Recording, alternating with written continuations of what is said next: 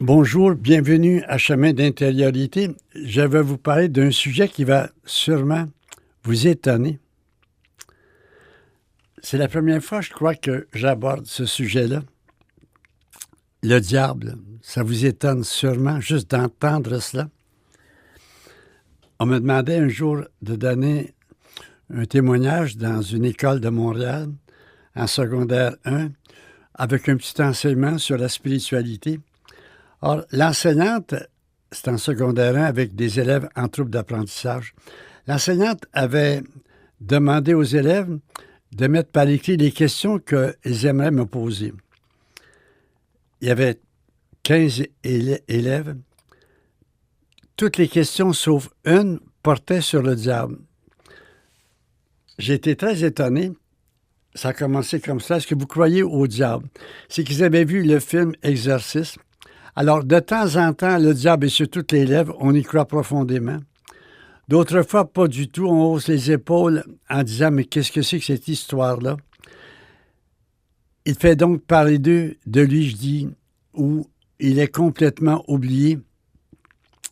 J'aimerais en parler. Nietzsche disait « Le diable est dans les détails ». C'est théologiquement très juste. Le diable est dans les détails. Et c'est pour ça qu'il peut facilement passer inaperçu. Baudelaire disait que son plus grand succès, c'était de passer inaperçu, même d'être nié.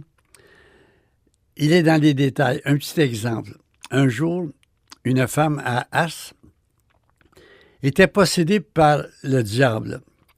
Alors, elle était sur la place publique à Ars et elle disait aux gens qui passaient tout ce qu'ils avaient fait de travers dans leur vie. Le curé d'Ars s'amène, elle lui dit « À toi, j'ai rien à reprocher. Sauf qu'une fois, un jour, tu as pris un raisin, tu étais saisi par la faim, tu as pris un raisin dans une ferme. » Le curé d'Ars dit « C'est vrai, mais j'ai mis 1 sou à la place du raisin. » Elle dit « C'est exact, mais le cultivateur ne l'a pas trouvé. » Voyez, il est dans les détails. Et c'est parce qu'il est dans les détails que souvent, il passe inaperçu. Il existe. Moi, je ne peux pas n'en douter. Si le diable n'existait pas, je serais découragé en voyant la méchanceté de certaines personnes, en voyant comment l'homme peut descendre bas. On peut penser évidemment à Hitler, on peut penser à l'État islamique. Si le diable n'est pas derrière ça, moi, je suis découragé. Nietzsche disait, le singe est trop bon pour que l'homme descende du singe. Le singe est trop bon pour que l'homme descende du singe. Moi, en tous les cas, ça serait suffisant comme preuve de son existence.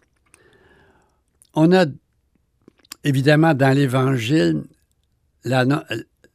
l'affirmation constante de l'existence du diable. Évidemment, il faut prendre garde quand on parle de l'esprit mauvais, de l'esprit impur. On attribuait souvent des maladies à ça, au diable. Comme par exemple, cet homme qui a un enfant pris d'épilepsie, qui se jette dans le feu, qui se jette dans l'eau, qui bave, qui roule par terre. Alors, on parle d'un esprit qui s'est emparé de lui, esprit impur. Bon, ce sont des figures, évidemment. Mais qu'il existe, moi, je ne peux pas en douter si je prends l'Évangile un peu au sérieux, et particulièrement les tentations de Jésus au désert. Le démon existe, le diable existe, mais il opère d'une manière tellement subtile que ça passe inaperçu. Alors, pour montrer qu'il existe et montrer en même temps son modus operandi, comment il opère, je me réfère à ces tentations si célèbres de Jésus au désert. Alors, après son baptême, Jésus est conduit par l'Esprit au désert pour y être tenté par le diable, nous dit Matthieu. Pourquoi ce face-à-face voulu avec le rival, avec un R majuscule? La nouvelle traduction de la Bible ne parle pas du diable, elle parle du rival avec un grand R. Pourquoi ce face-à-face voulu par l'Esprit avec le rival? Quel sens a cette épreuve? Elle a pour but de qualifier à nos yeux Jésus, ce combattant que Dieu mettra à notre tête. Tenté, Jésus nous ressemble. Victorieux, il nous inspire. Tenté, Jésus nous ressemble. Victorieux, il nous inspire. Après avoir jeûné pendant 40 jours et 40 nuits, Jésus finit par avoir faim. C'est le moment favorable pour le diable d'entrer en scène en provoquant le jeûneur. Si tu es le Fils de Dieu, ordonne que ces pierres deviennent des pains. Un jour, Jésus va multiplier les pains au désert après avoir demandé au Père de faire par lui le miracle dont les foules ont besoin. Maintenant, il est tenté de faire le miracle par lui-même et non pas par Dieu, par lui-même et pour lui-même. À l'orgueil s'ajouterait l'égoïsme. On voit la différence. Au désert, il a demandé au Père de faire le miracle et c'était pour les autres. Au désert, c'est par lui-même et pour lui-même. À l'orgueil s'ajouterait l'égoïsme. À la parole du diable, Jésus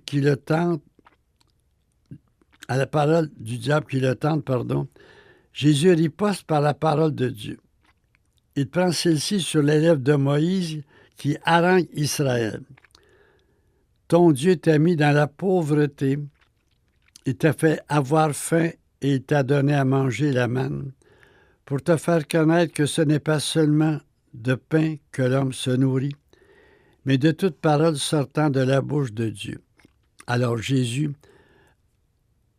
fait comme riposte la parole de Dieu. Habile et audacieux stratège, le diable va alors se servir pour vaincre son adversaire de l'arme même avec laquelle celui-ci l'a défait, la parole de Dieu. Le démon voit que la parole de Dieu est puissante, il va donc s'en servir lui-même. Il amène en esprit Jésus à Jérusalem. Il le place sur le faîte du temple et lui lance le défi. Si tu es le Fils de Dieu, jette-toi en bas, car il est écrit, il donnera pour toi des ordres à ses anges, et ils te porteront sur leurs mains pour t'éviter de heurter du pied quelques pierres. Il cite un passage du psaume. Satan n'a pas réussi à pervertir le besoin légitime de Jésus de manger. Il tente maintenant sa chance de détourner ce talent qu'a Jésus de faire un geste fort lorsque, à 12 ans, il est resté au temple à l'insu de ses parents. Placé sur le faîte du temple, Jésus est tenté de faire un exploit hors du commun, une tentation véritable. Se souvenant qu'en ce lieu même, de par la volonté de Dieu, lui, le jeune Jésus, par ses questions et ses réponses au grand prêtre, avait stupéfié les maîtres de la loi. Mais en esprit au fait du temple, il s'est ressaisi. Il a fini par reconnaître que c'était un piège.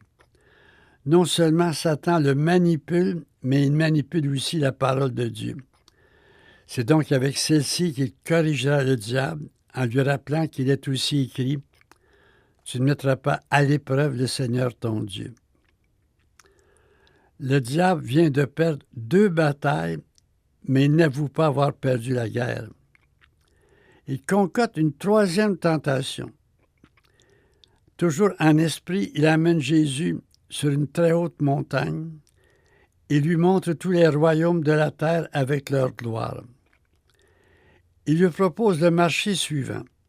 « Tout cela, je te le donnerai si tu te prosternes et m'adores. » Après son besoin de manger légitime, et son talent de poser des gestes forts, c'est autour de la mission de Jésus de servir de matériau à la tentation. Voyez, Satan nous prend selon nos penchants. Il ne nous prend pas de front, on le reconnaîtrait. Un petit exemple. Lorsque le bon Dieu m'a rejoint à Saint-Benoît-du-Lac, imaginez que je priais 10 heures par jour, tout en travaillant à l'université. Et j'ai découvert que c'était une tentation de tant prier. Satan me poussait à prier pour m'épuiser. Et là, il m'aurait eu. Sans faire des comparaisons trop audacieuses, ça ressemble un peu à ce que saint Ignace a connu. Ignace veut devenir prêtre. Voulant devenir prêtre, il doit suivre des cours. Or, au moment où il était pour prendre des cours, une tentation énorme de prière s'emparait de lui. Il laissait la grammaire latine. Jusqu'au jour où il a découvert que c'était une tentation du démon. Le démon nous pousse. Tu fais du bénévolat. Pourquoi pas plus? Tu manques-tu de générosité? Il nous prend dans notre sang. Jésus a faim, c'est légitime. Fait de ces pierres des pains. Jésus, à 12 ans, a posé un geste très fort. Il est resté au temple à l'insu de ses parents et il questionne, il interroge les maîtres de la loi. C'est un geste très fort. Alors, sur le fait du temple, pourquoi pas poser un geste fort qui pourrait amener les gens à se convertir? Et dans la troisième tentation, il s'agit de sa mission. Après son besoin de manger, je reprends le texte, et son talent de poser des gestes forts, c'est autour de la mission de Jésus de servir de matériau à la tentation. Mandaté par le Père pour arracher des mains du prince de ce monde toute la terre, Jésus est tenté d'accomplir sa mission en faisant le geste d'adoration que Satan lui propose. Une mission sans souffrance et sans délai. Avec la force de l'Esprit qui l'a amené au désert, car au désert l'Esprit l'accompagne et le soutient, Jésus réplique avec autorité au tentateur, « Retire-toi, Satan, car il est écrit, le Seigneur ton Dieu tu adoreras, et c'est à lui seul que tu rendras un culte. » Matthieu termine l'histoire de la façon la plus heureuse qui soit. Alors le diable le laisse, et voici que des anges s'approchent et le servent. C'est-tu assez beau?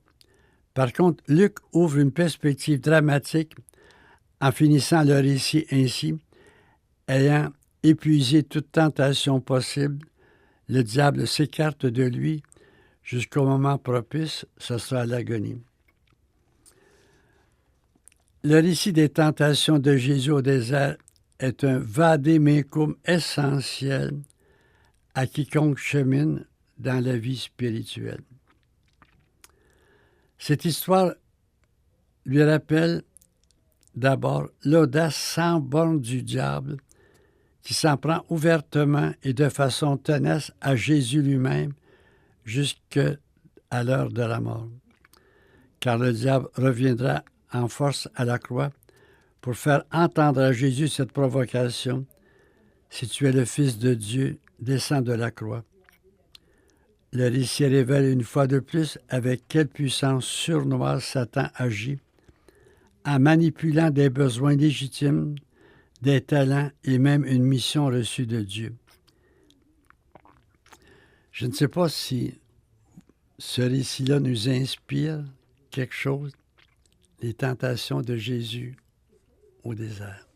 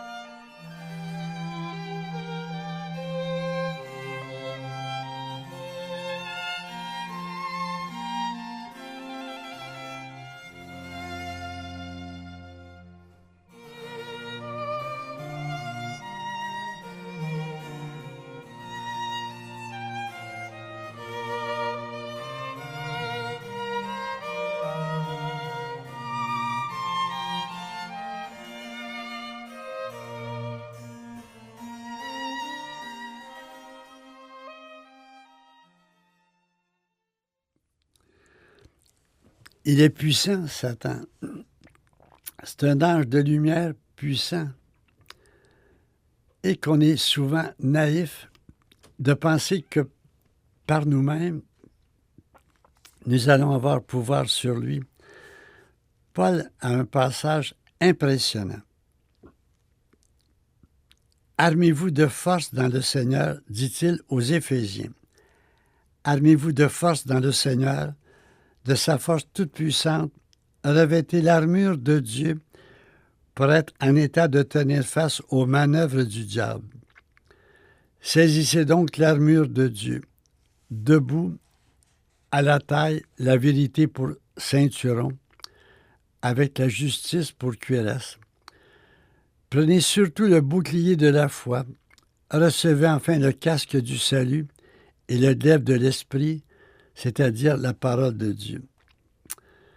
Se revêtir de la force de Dieu, de l'armure de Dieu, pour tenir face aux manœuvres du diable, et en particulier, cette armure comprend le glaive de l'esprit, c'est-à-dire la parole de Dieu.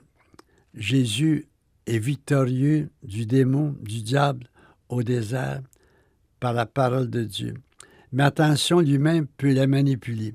C'est donc dit qu'il faut l'entendre, cette parole, ensemble, en Église, en communauté. Je poursuis ma petite réflexion sur le diable. Il nous prend selon nos penchants, mais en les poussant à l'extrême, en les amenant à une espèce de démesure. Il faut donc prendre garde quand on met du zèle à la prière, du zèle au bénévolat. Quand, par exemple, une femme laisse toujours son mari pour les groupes de prière parce qu'elle a un goût de prier incroyable, il arrive souvent qu'elle est manipulée. Il faut donc toujours penser à la mesure, au discernement. Et pour cela, il faut une grâce du Saint-Esprit. C'est l'Esprit qui peut venir à bout de l'esprit mauvais qui agit en nous. L'Église a dénoncé Satan, puis souvent avec des mesures également. Tu sais, quand je pense là, à tous les clients de l'enfer que l'Église a fait à Satan, c'est pas possible. Il y avait dans des diocèses, par exemple, un péché mortel à danser. Empêcher la famille, entre guillemets, un péché mortel. Pas aller à la messe le dimanche sans raison grave, un péché mortel. La masturbation, un péché mortel. Livre des livres à l'index, un péché mortel. L'œuvre de chair hors mariage, un péché mortel. On tombait en enfer comme les feuilles sous un grand vent d'automne. Il faut dire que l'Église tirait des bénéfices substantiels en semant la peur du diable. En le faisant craindre par les fidèles, elle affermissait son pouvoir sur eux. Les brebis à qui l'on fait entendre le hurlement du loup derrière la porte de son enclos ne sont pas enclines à pousser la porte. Hors de l'Église, point de salut, enseignait le magistère.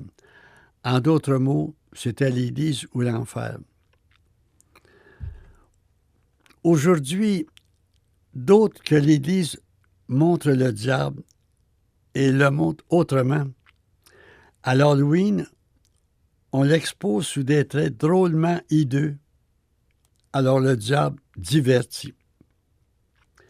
En d'autres temps, on raconte ses possessions de personnes, photos et films à l'appui.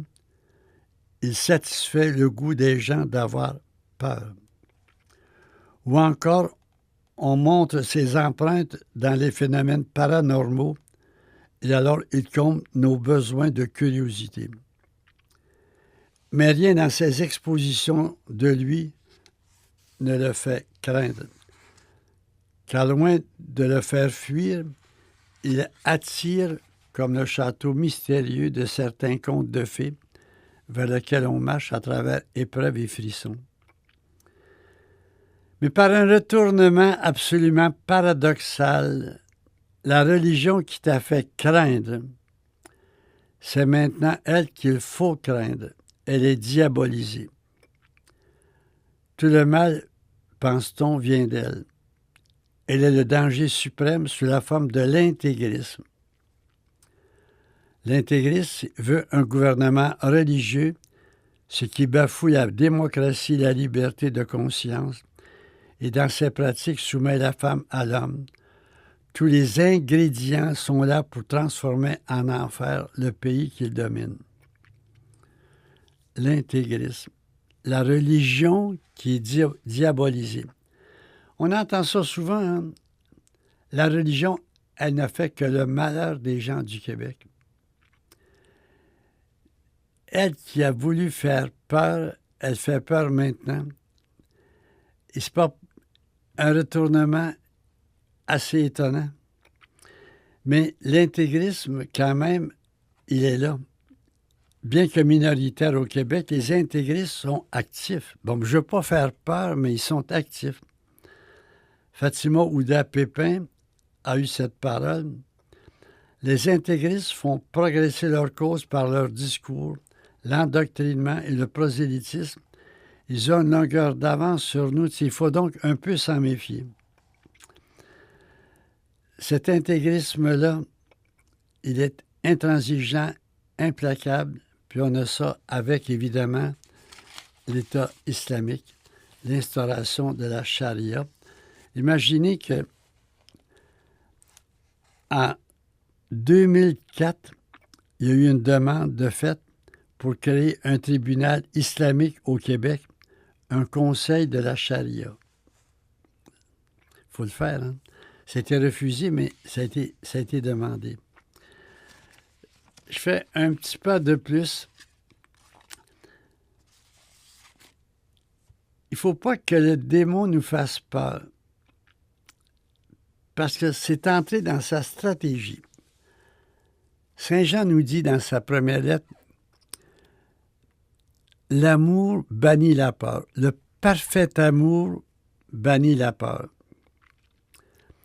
Et contrario, au contraire, la haine totale favorise la peur.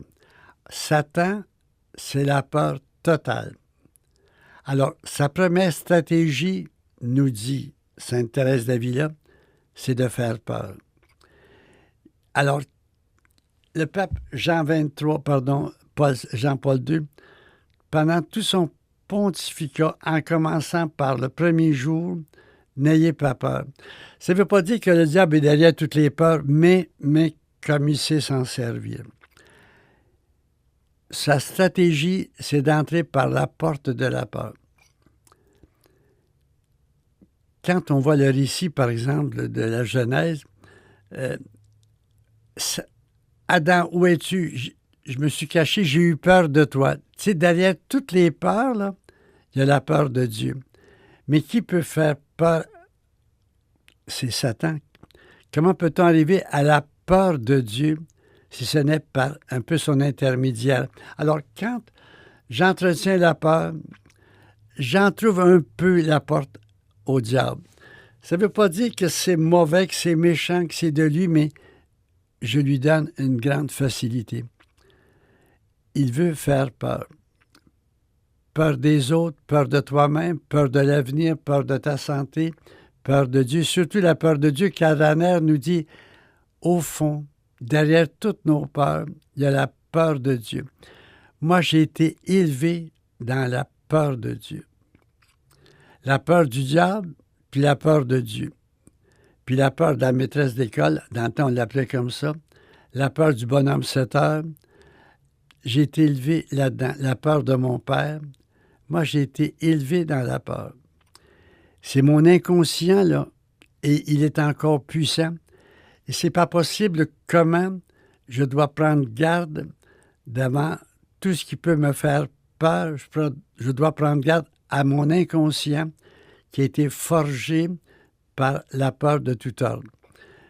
L'Église a fait peur, le diable fait peur, Dieu fait peur. Vous comprenez qu'on était dans une espèce d'enfer virtuel. Je dois donc prendre garde quand je sens monter en moi une peur, prendre garde de ne pas l'entretenir, d'être un peu méfiant. Alors, le démon agit de plusieurs façons. Il agit en allant dans le sens de mes besoins, dans le sens de mes goûts, dans le sens de ma générosité, pour porter ça à l'extrême. Et il agit aussi dans le sens de mes peurs. Alors, j'en arrive parfois à avoir peur de tout. Et il va entrer là-dedans petit à petit. Et quand on finit par avoir peur, on se renferme sur soi-même, puis là, nos petits bobos deviennent énormes, puis là, c'est quasiment de la folie. On n'ose plus bouger, on n'ose plus rien entreprendre, on sèche, on meurt. Soit dit en passant, l'enfer existe. Puis il y a des mauvais anges en enfer. Il y a des démons en enfer. Moi, j'y crois profondément.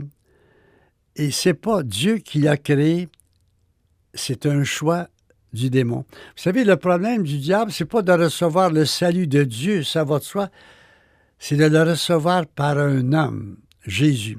Lui, pur esprit, c'est non. Alors, c'est lui qui a fait le choix de la haine. Si moi, je fais le choix lucidement de la haine, je serai plus malheureux au ciel qu'en enfer. C'est pas Dieu qui envoie en enfer, c'est moi qui l'ai choisi. Question, est-ce possible de faire le choix de la haine absolue, lucidement? Satan le fait, pur esprit. Mais est-ce que nous, les humains, nous pouvons le faire? L'Église n'a jamais dit qu'il y avait des humains en enfer. Ça existe. Théoriquement, on peut y aller si je choisis lucidement de haïr tout. Parce qu'en enfer, il n'y a pas une once d'amour. Hitler n'est pas en enfer.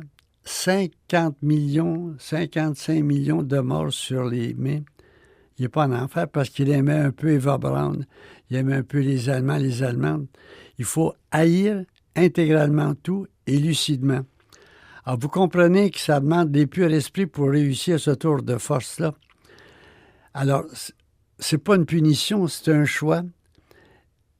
Et ce choix-là, il est actuellement celui que moi, je pourrais faire, mais c'est tellement théorique.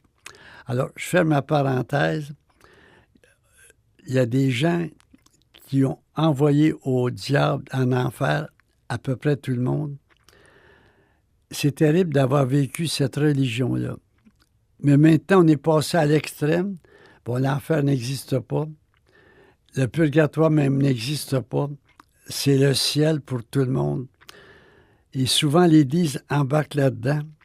Moi, je crois au purgatoire. C'est, à mon avis, une grâce pour arriver un jour à la perfection d'amour, mais je ne veux pas en parler en ce moment. Mais c'est dire que nous avons besoin de questionner notre inconscient qui a tellement été façonné, fasciné par la peur. J'espère que mes propos ne sont pas là pour vous faire peur.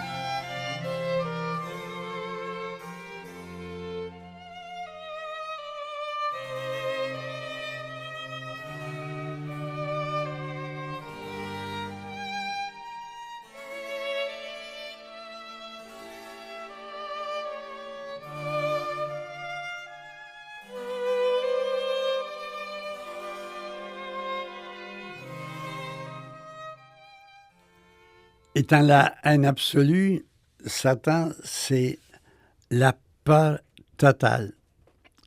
C'est pas possible comme cet être-là, il est fait de peur et sa stratégie, c'est de faire peur. mais on peut lui faire peur. Ce qui fait peur à Satan, c'est l'humilité. C'est pas possible comment l'humilité est une déroute pour lui. Mais attention, hein, l'humilité, selon Nietzsche, c'était un vice. Il qualifiait l'humilité de vice, lui, le surhomme. Et c'était aussi pour Aristote un vice, c'était la caractéristique d'un lâche, l'humilité. L'humilité, c'est ce qui fait peur à Satan, parce que l'humilité, nous dit Thérèse d'Avila, c'est la vérité. Or, lui, il est le mensonge. Alors, quelqu'un qui est humble fait peur à Satan, parce qu'il est l'orgueil même, il se suffit à lui-même. Mais je vois tellement la montée de l'humilité dans le monde. Je vois, par exemple, des responsables, des leaders, quand ils font une erreur, ils reconnaissent leur erreur. Moi, je pense que notre temps est à l'humilité. On aime les responsables humbles. Et quand ils font des bêtises puis qu'ils les reconnaissent, on leur pardonne. Et c'est beau de voir que l'Église elle-même entre dans ce chemin-là avec le pape François. On l'appelle l'homme de l'humilité conquérante. Imaginez qu'il m'arrive parfois de parler au diable. Et je lui demande parfois, est-ce que tu crois, des fois, travailler en pure perte? Pire encore, d'être contre-productif. En rendant nos vies plus difficiles parce que tu nous tentes, tu nous amènes à les remettre à Dieu. Tu nous forces à nous dépasser nous-mêmes. Tu nous tiens sur le qui-vive alors que nous étions sur le point de laisser nos cœurs s'alourdir dans l'ivresse, les beuveries et les soucis de la vie. Enfin, tu nous permets de communier au Fils de l'homme, Dieu tenté au désert. Je lui demande parfois, es-tu des fois déprimé en lisant par exemple un passage comme Paul, l'endurcissement d'une partie d'Israël durera jusqu'à ce que soit entré l'ensemble des païens. Romains 11, 25, Paul dit, l'ensemble des païens va être sauvé. Pour Paul, il y avait les Juifs d'une part et d'autre part les païens. Alors, il dit, l'ensemble des non-Juifs va être sauvé et enfin tout Israël. Moi, je le crois profondément. Quand Jésus dit, élevé de terre, je vais attirer tout le monde. Quand il dit, il y a des brebis qui ne sont pas de mon bercail, je vais aller les chercher. Il va y avoir un troupeau, un pasteur. Je dis au diable, quand tu écoutes ça, quand tu entends ça, est-ce que ça te déprime pas de voir qu'on va tous être sauvés et de voir que toi, en nous tentant, tu nous forces à nous dépasser, à nous jeter dans la miséricorde de Dieu. Finalement, est-ce que tu n'es pas plus à faire pitié, à plaindre qu'à craindre? Tu es à craindre, je lui dis parfois, mais plus encore, tu es à plaindre. Pauvre diable. Tu ne travailles pas fort d'une façon ordinaire, mais est-ce que tu ne travailles pas pour rien? Des fois, je lui dis, si tu avais connu ma grand-mère, mais il l'a connue, Mathilda. Ces gens-là étaient des gens toqués. Quand ils commençaient quelque chose, ils allaient jusqu'au bout. Alors, ils sont en prière. Penses-tu que tu vas avoir le dessus sur eux? Il faut le prendre au sérieux, Satan, c'est sûr. Mais il ne faut pas le craindre. Nous avons les instruments pour le vaincre, la parole de Dieu, l'humilité. Et ce qui le met le plus dans tous les états, C'est très audacieux comme prière. C'est celle de Saint Vincent de Paul. Imaginez Vincent de Paul qui disait « Venez, tentation, venez. Venez, tentation, venez. » C'était une provocation. Mais c'est quand même beau de voir que la tentation nous rend plus forts. J'aime beaucoup ce que l'on dit souvent. Ce qui ne tue pas rend plus fort. Ce qui ne tue pas rend plus fort. Le diable a tenté le curé d'Ars, puis pas à peu près. Il a même mis le feu à son lit. Il l'a empêché de dormir. Et c'est pas possible comment il a rendu le curé d'Ars fort. Alors je dis à Satan, ta besogne souvent est contre-productive. Non seulement elle est inutile, mais se retourne contre toi. Cela a l'air de le mettre dans tous les états au cas où il ne ferait pas un petit bof en me disant « j'ai déjà entendu beaucoup d'autres ».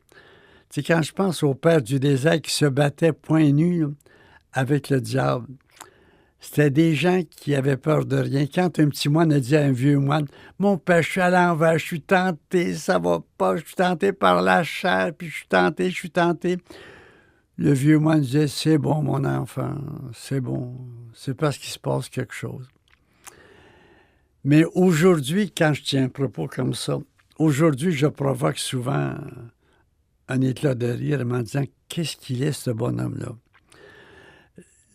Il n'y a plus de péché. Aujourd'hui, les prêtres, vous savez, la besogne est alourdie. Non seulement il faut pardonner les fautes, mais il faut les trouver avec le pénitent. Quand j'entends des confessions, mon père, je me demande si je ne suis pas un peu pris de scrupules. Enfin, je vous parle de ça, mais je pense qu'il n'y a pas matière à confession. Puis après toute une introduction, j'apprends que finalement, il couche avec d'autres femmes le jour, mais il rentre tous les soirs à la maison. Pensez pas que c'est pas édifiant. Il est fidèle à sa femme. Tous les soirs, il est à la maison. Mais le reste de la journée, il couche avec des femmes. Mais je fais pas de tort à personne. Elle est consentante, on est consentant. Les stores sont baissés. Alléluia. Vous comprenez que c'est quelque chose pour nous, les prêtres, de trouver matière à confession quand l'autre pense qu'il est tombé dans le scrupule. Alors, c'est toujours la même histoire.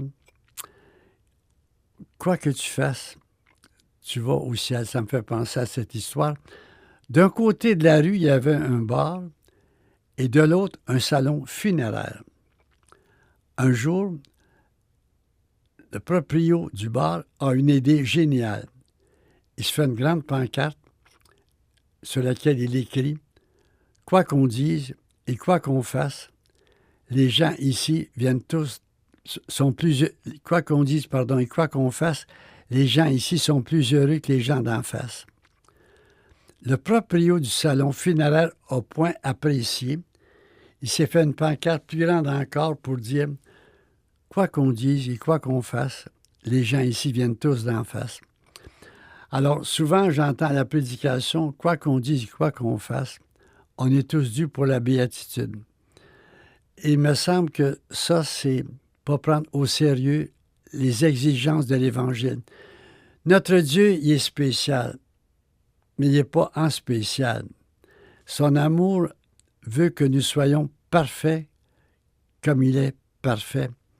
Alors, sans avoir peur de Satan, il faut aussi prendre au sérieux l'Évangile et être capable de faire un discernement qui nous permet de reconnaître cette espèce d'évangile de la facilité qui est pour moi une trouvaille du démon.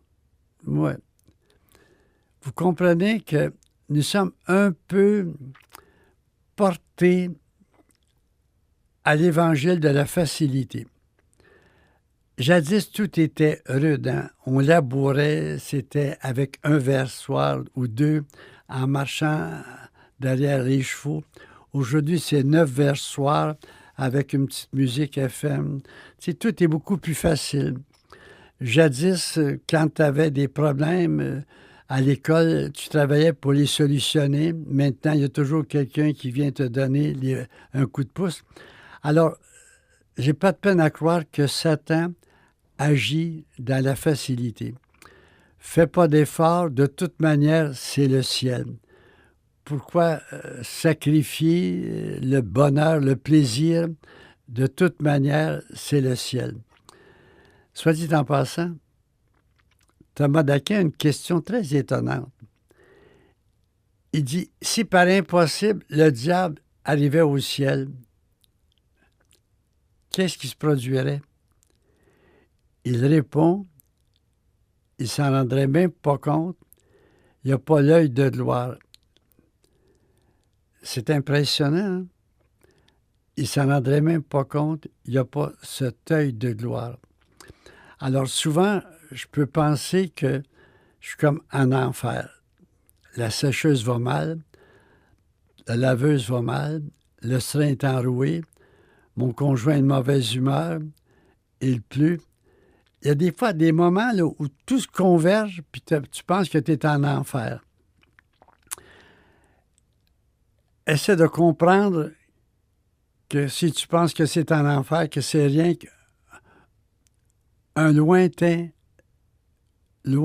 mais très lointain paysage. L'enfer, ce n'est que la haine.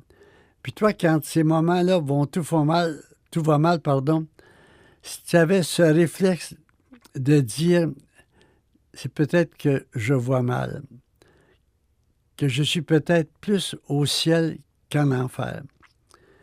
Et ça, c'est toujours l'exercice de l'œil de la foi. Quand tout va mal, est-ce que ça ne t'amène pas à te dépasser? Est-ce que ça n'amène pas à vivre juste le moment présent? À voir ce qui va bien quand même dans tout ce qui va mal. Voyez, ce sont des exemples où je dois prendre garde de ne pas me laisser prendre par ce sentiment que je suis comme en enfer. Il est possible que je sois même au ciel sans même m'en rendre compte.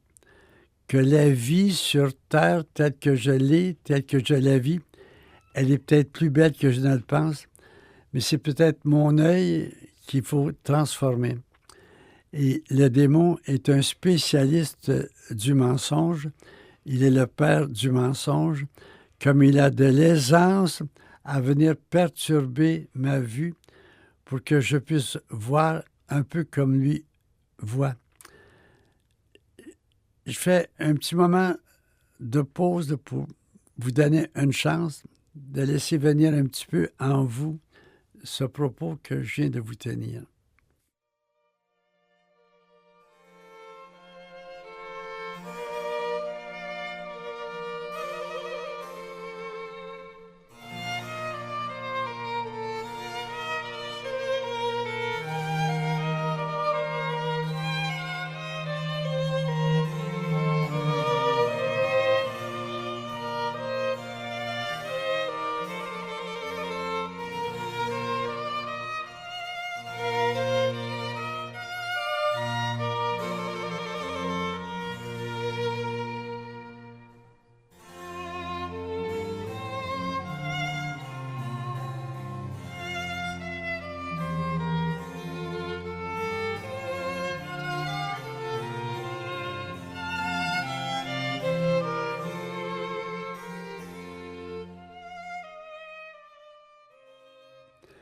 Il est puissant, le diable.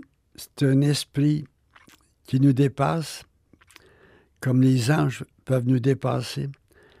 Nous avons les moyens de le vaincre, notamment la parole de Dieu, ce que Paul donne d'une façon imagée comme le glaive de la parole de Dieu, avec l'humilité.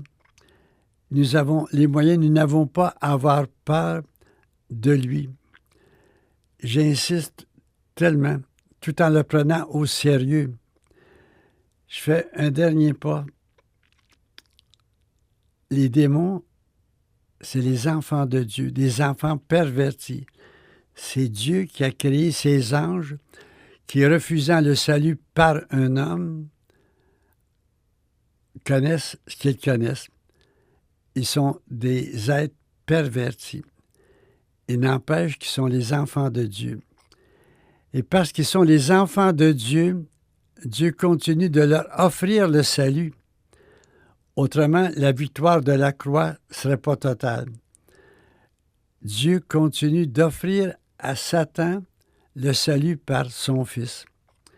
C'est assez impressionnant de voir que d'une façon inlassable, il offre à ses enfants pervertis, mais qui restent ses enfants, il leur offre le pardon. Est-ce qu'un jour, Satan va accepter le pardon, le salut venant de Jésus? Là, je vais vous étonner. C'est pas exclu. C'est pas impossible. Imaginez que Dominique, fondateur des Dominicains, priait pour que Satan accepte le salut par Jésus-Christ. Accepte le pardon de tout le mal qu'il a fait dans le monde. C'est pas impossible. Il priait pour le salut de Satan. La liturgie des vêpres des orthodoxes la veille de la Pentecôte prit dans ce sens-là aussi. Bernanos faisait dire des messes pour le salut de Satan. Évidemment, c'était pas comme ça officiellement, c'était pour une âme en peine. C'est pas exclu qu'à la fin des temps, Satan accepte le salut par Jésus-Christ. Aller dire que oui, ça serait évidemment absolument fou. Mais dire non, ça serait aussi fou. Mais c'est quelque chose qui est assez impressionnant de voir que le feu est éternel, qui peut éternellement souffrir, mais que ce n'est pas essentiel, nécessaire, qu'il y ait toujours, entre guillemets, du stock dedans.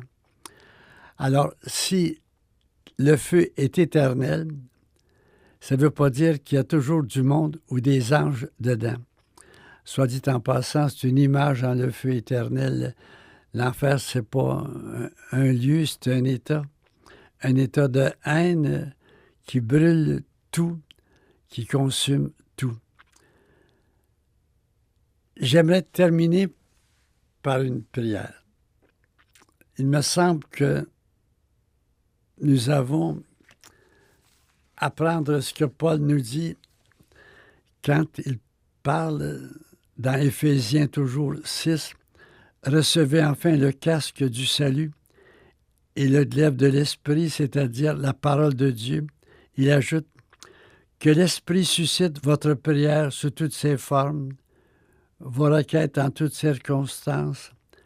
Employez vos veilles à une infatigable intercession pour tous les saints. » Alors, j'aimerais prier avec vous, demandant à l'Esprit qu'il mette sur mes lèvres les paroles qui conviennent en cette circonstance. Seigneur, notre Dieu,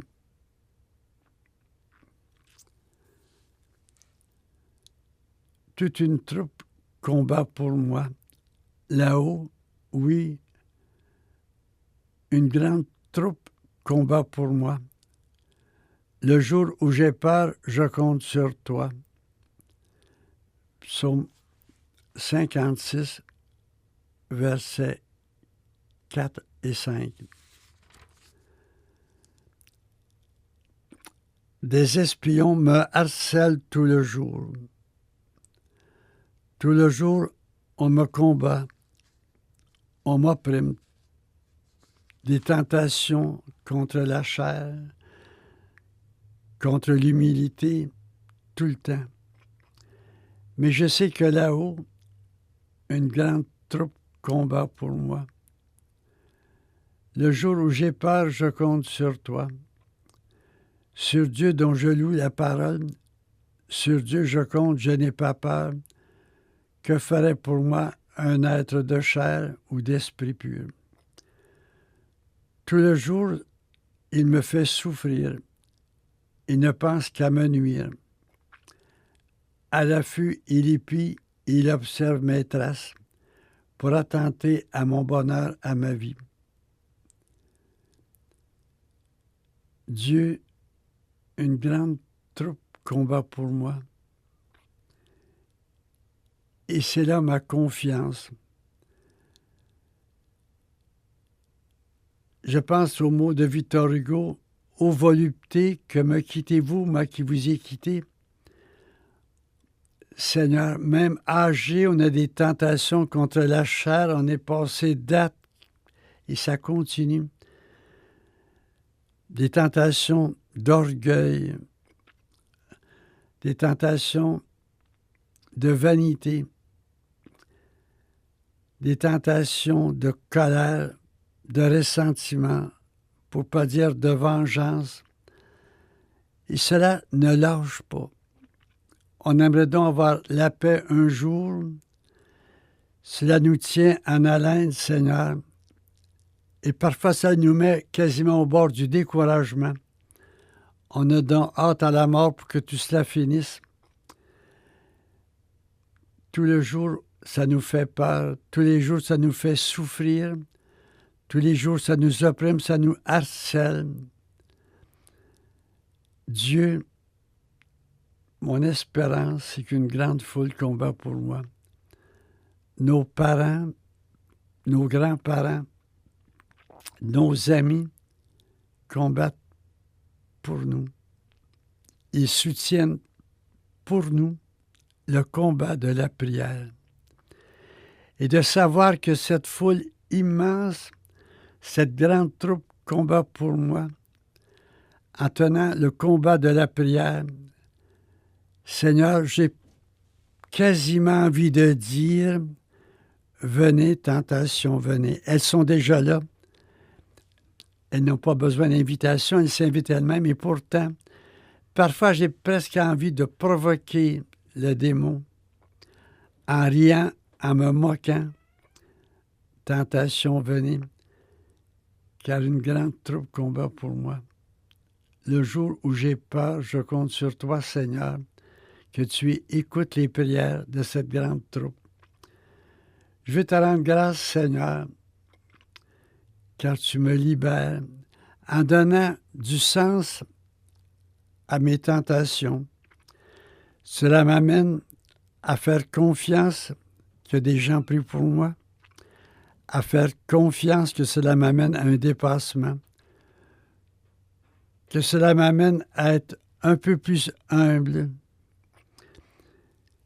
Je veux te rendre grâce, Seigneur, c'est fou pour les tentations. Et derrière elles, pour Satan.